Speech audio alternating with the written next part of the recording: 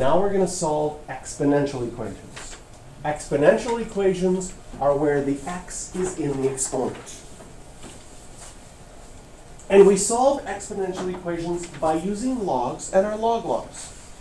So if you have an exponential equation, and there's nothing you can do to simplify it any further, then what you're going to do is take the log of both sides. And you can take the log of any base. So sometimes I'll take the log of both sides. Sometimes I'll take the natural log of both sides because they use more natural logs in university. And natural logs is only 2 letters and logs is 3 letters. So I save in the end of the question like maybe 0.3 milliseconds. Not very much time, but a little bit. So you take the log of both sides, and the reason you take the log of both sides is because there is a log law that lets you bring an exponent out in front. And if I can bring an exponent out in front, well, now I can just solve for x because log of 2 is a number, log of 3 is a number. And log of 3 divided by log of 2, I'm going to take out my calculator, type that in. Highly recommend if you have a fraction button on your calculator that you use it. Log of 3 divided by log of 2. I push enter, and I get 1.584. Okay, again, on your exam, you'll be expected to round to 3 decimal places. But one of the things that I love about exponential equations is you can find out if you're going to get the question right. They're calculator questions. I've got the answer 1.584. And I go to my calculator, and there are ways to check. So a couple of ways that you could check. You could just go 2 to the, and I could highlight the previous number and put it in. If this is equal to 3 exactly, I know that I've got it right. First of all, by highlighting the number, my calculator only remembered those 8 decimal places. So notice that I'm off by a little bit in the end.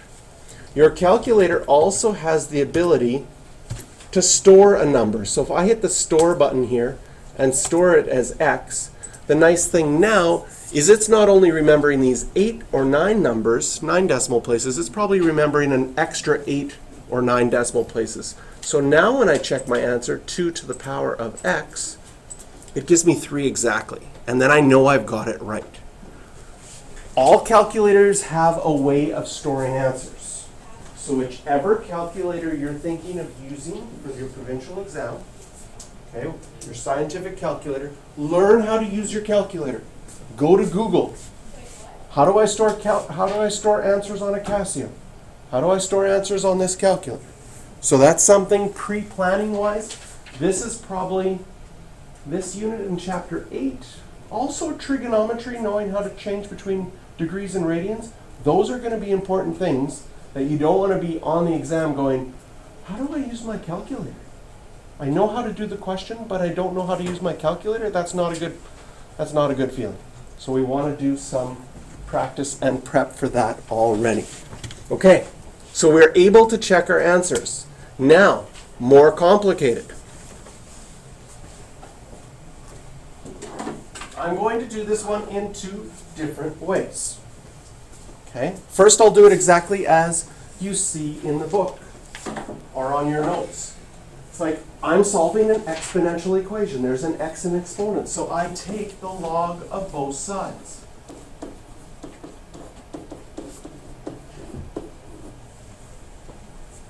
If I take the log of both sides, am I allowed to bring this exponent out in front? No. Because the log law says you can only bring up an exponent out in front if it's the only thing inside of a log. So first, I actually have to deal with this multiplication. And I have a log law for that. The log law for multiplication says I add.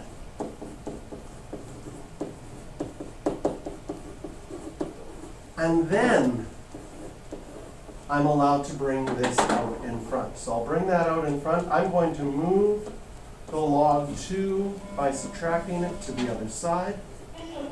That way I get my term with x all by itself. Right? This is just like regular solving for x. If you got x all by itself, why is that helpful? Because then you can get rid of the 2 out in front by dividing. If you had 2x equals 17, you'd have no problem solving it. Your rules for solving equations are exactly the same as before. If I want to get the x by itself, how do I get rid of multiplying by log 3? I divide by log 3.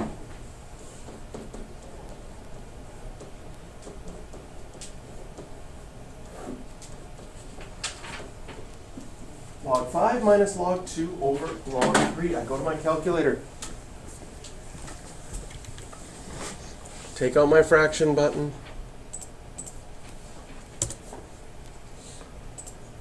Log 5 minus log 2 all over log 3. And I push enter. I'm going to store this as x. And my original question was 2 times 3 to the exponent x. If this is equal to 5, yes, then we know we've done it right. So again, what's really nice about these questions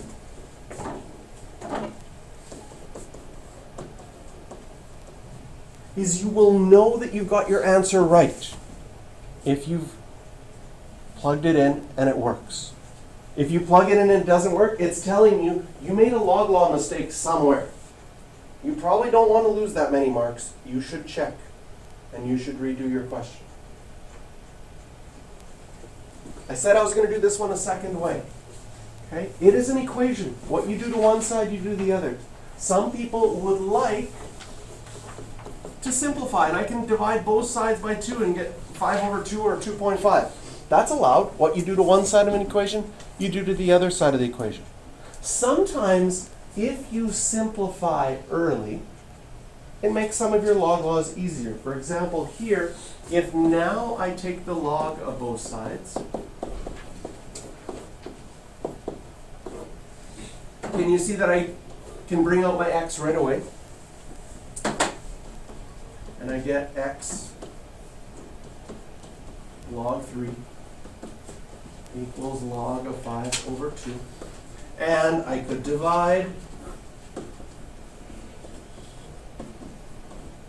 log of 5 over 2 over log of 3.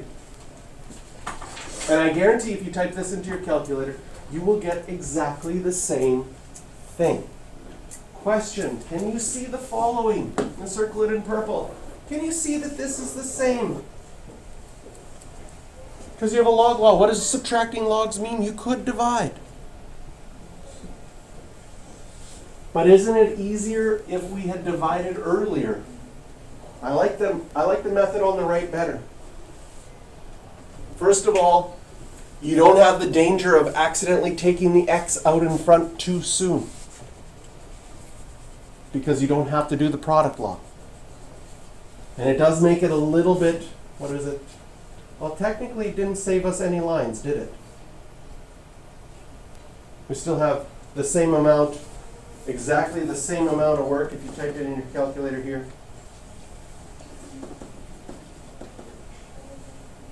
You still have the same amount of lines of work. But I kind of like the method on the right a little bit better, because it avoids my product law. But sometimes you can't avoid the product law, like in this one.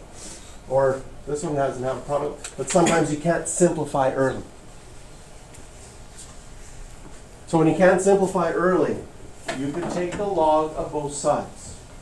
And just because I mentioned it before, you could take the natural log of both sides. It's identical. If you look at the work that's on your paper, I used log on your paper. The only difference here is I'm doing ln instead of log. This exponent is to the entire thing, it can come out in front. This exponent is to the entire thing, it can come out in front. when you have an exponent that is a binomial, it needs, when it comes out in front, it needs to be in brackets, because you are going to have to distribute afterwards. So after distributing, I'm going to get x natural log of 5 minus natural log of 5 equals 2x natural log of 3 plus 3 natural log of 3. And I have two terms that have x's. So in the past, what you would do is you would combine your like terms. You would put your x's on one side, your numbers on the other side. What's a little bit different in logarithms is we can't actually combine these terms very easily. So I'm going to put my x's on one side, and I'm going to put all of my numbers on the other side.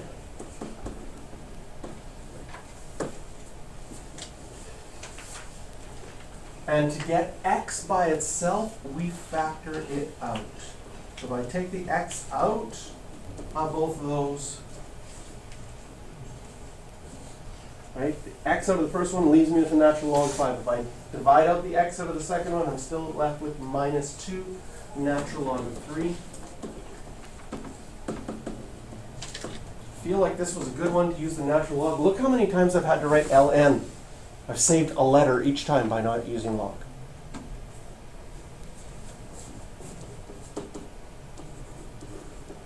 And now I can divide by all of this to get x by itself. And now is the moment of truth. We are going to check with our calculator. If I type this in,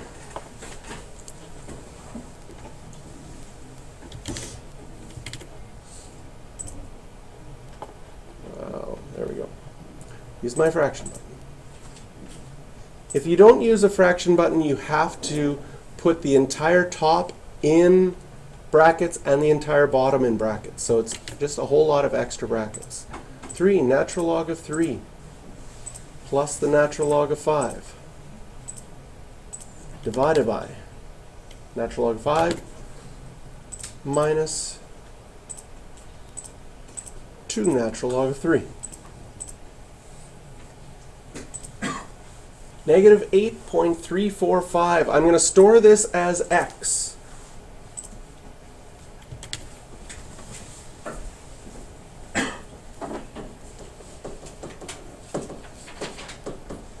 I'm going to scroll up and see my original equation here. One side was 5 to the x minus 1. So 5 to the power, I've stored it as x, so I can type in x minus 1. And I see that the left side was 2.936. E to the minus 7 means scientific notation times 10 to the minus 7. I plug in the other side, 3 to the 2x plus 3.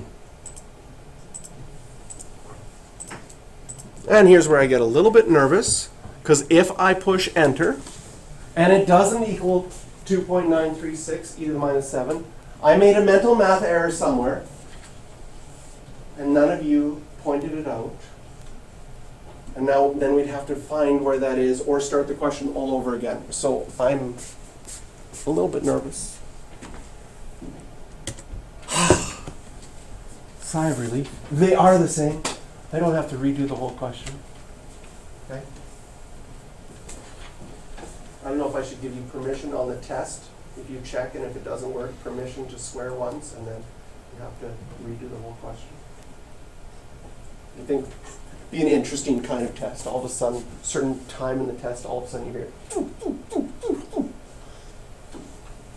and then you would hear also probably people who check and like get it right. Feel free to give a little like fist pump. And, yes, right? Because then you know you've got it right.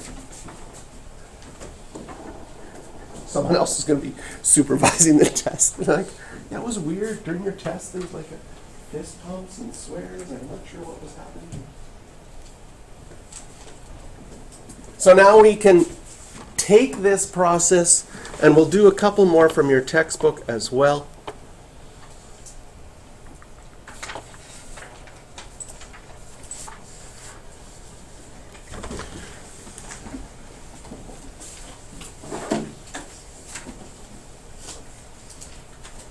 we're solving exponential equations. Notice all of these have x's in the exponent. The first one, just take the log or natural log of both sides. Usually on the exam, you get a mark for just writing log in front of both sides. Sometimes it's a half mark, but it's very generous. So students often want to do a lot at once, but I encourage you, just take the log of both sides, get that mark, because as soon as you make a mistake in a log question, you probably don't get any more marks after that. So may as well, like, taking the x out in front, that's usually a full mark in these questions on the exam. It's not very hard, but it's an easy mark to get. Now I want to get x by itself. Divide both sides by log of 4. Go to my calculator, type this in. It says nearest hundredth. I'll do 3 decimal places just to practice that. Use my fraction button. Log 12 over log 4. Push enter. Store it as x. And I'll do the quick check. Is 4 to the x equal to 12? Moment of truth. It is. So 1.792.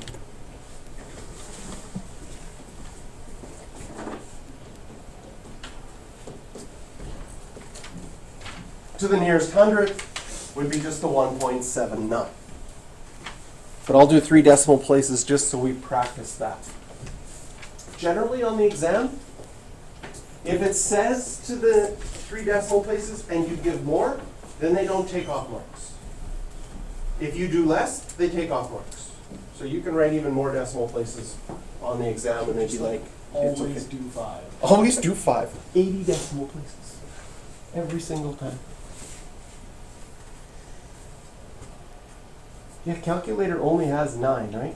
And after that, you could probably just make up stuff and no one would ever check. You could write decimal places forever. They'd wonder what the heck you were doing, but probably wouldn't lose marks. Okay. B. You could take the log of both sides right away, because it's an exponential equation. On the right, though, you'd have to use your product law. I always say, check. Could you simplify this? Like on this one, can you see you could divide both sides by 3? If you divide both sides by 3, simplifying early will always make your life easier. So I can divide both sides by 3 to get 12. Now I can take the log or natural log of both sides. Bring that x plus 1 out in front. Oh, I did 2 steps at once. I would get 1.5 marks. So you can do 2 steps at once. Just don't make a mistake. So you get like 1.5 or 2 marks for this, because I took the log of both sides, and right away I brought the exponent out in front. Okay? If you had done this,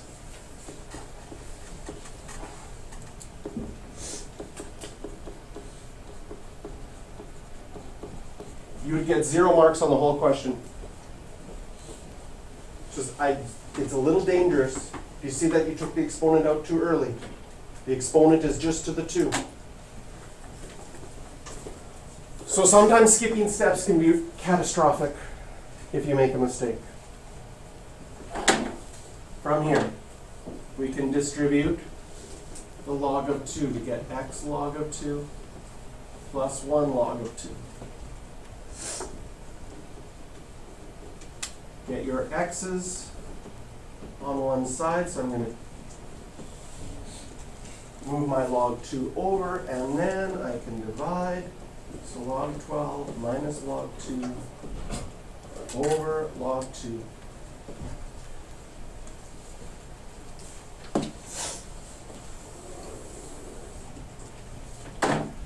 Go to my calculator and check.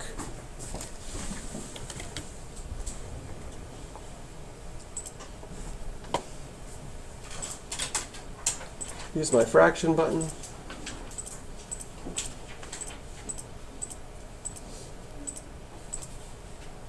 Type it in. Push enter. 2.585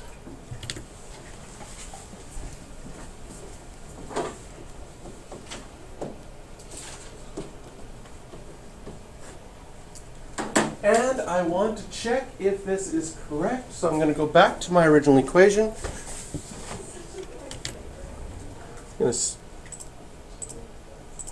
store this as x, and it was 3 times 2. Was it x plus 1?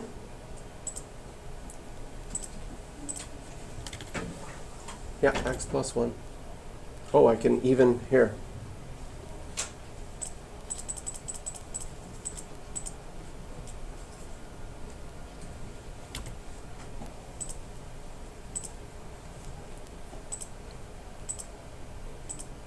I like to write it exactly like the question was. So that's how the question looked. Push enter. I get 36. Yes. I know I've got this one.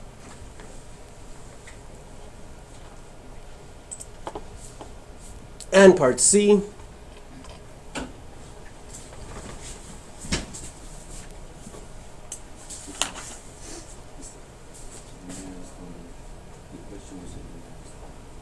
What's that?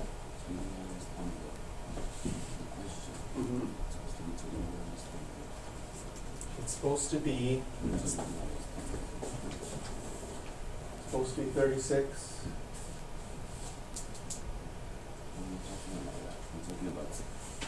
So nearest only.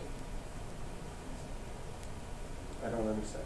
Just in the question, like it's in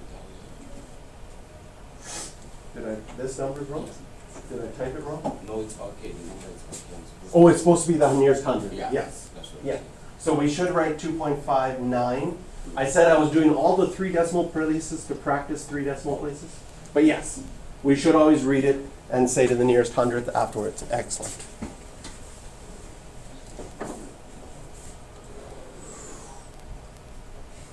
We'll try C in this space. I might have to write small. So it's an exponential equation.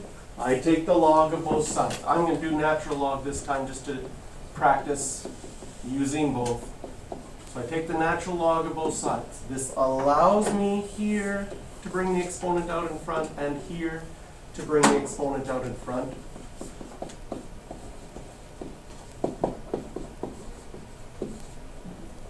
And I can distribute the natural log of 3. Okay. So I get x natural log of 3 plus natural log of 3 equals x natural log of 6. Just something about distribution. You can distribute a number. You are never allowed to distribute a function. So I want you to notice the difference between, like this question I had x plus 1 natural log of 3. And I want you to make sure that you notice the difference between this and this. The top one is what we just did. You are allowed to distribute because this is a number. You will be tempted to write this. Can you see yourself being tempted to be like, ooh, I should just distribute the natural log. Natural log, just ln by itself, is a function with no number. It means nothing. Right? It's not equal to anything. You are not, there is no log law that says you are allowed to distribute that. So in this case, be careful. You can distribute a number. You cannot distribute a function. Now I move my terms with x's to one side. So I'm going to subtract the x natural log of 6. I'm going to move the natural log of 3 to the other side. To get x by itself, I factor it out.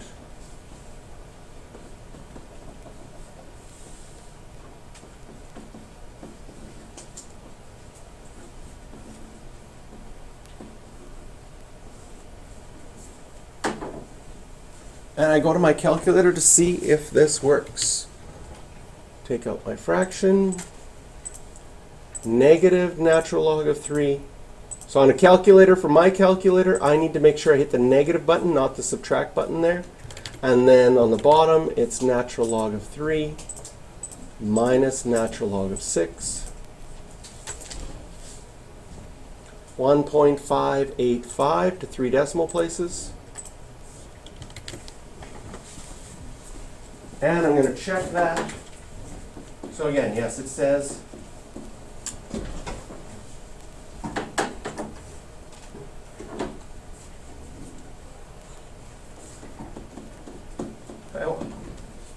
to 2 decimal places, this one rounds to 1.58. To 3 decimal places, it runs to 1.585. The danger on this one is a double rounding. Can you see yourself rounding it to 1.59? Because here, shouldn't the 5 make this a 9? But if we look at the original answer in all of its decimal places, it was 1.5849, and if you rounded to 2 decimal places, the 4 would keep this an 8. There are sometimes you run into a double rounding error, where you round once, which causes you to round in the wrong direction again. But I've stored it as x. Now I want to check if the original answer, which was 3 to the x plus 1, enter, 17.113, and the other side was 6 to the x. I don't want to swear on video. Oh, yes. It worked. So then you know you've got it right. So today we were introduced to log equations, where x is inside of a logarithm, where that green step is changing it to exponential form is the key. And to change it to exponential form, you need a single logarithm. And exponential equations where the x is in the exponent. Previously, with the non-calculator, we had to get the bases the same. Do you remember when we had to get the bases the same using our powers chart? But now, all of these ones are examples where you could not get the bases the same, and we have to use logarithms. So you can circle questions 7, 8, 10, and 12.